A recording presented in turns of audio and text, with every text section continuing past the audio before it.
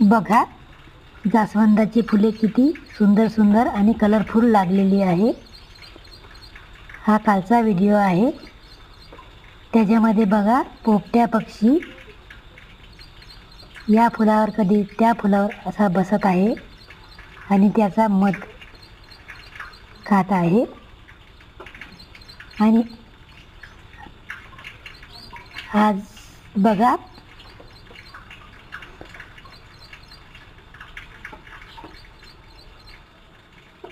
आज बघा, पुन्हा किती सारे फुलं लागली आहे आणि आज ती पूजेसाठी मी तोडत आहे. आज कालच्यापेक्षा जास्त लागलेली आहे. त्याला मी कधी कांद्या लसूणचं पाणी, तर कधी तांदळाचं पाणी, कधी पनीरचं पाणी हे सुद्धा टाकत असते. त्याच्यामुळे फुलं पुष्कळ लागतात.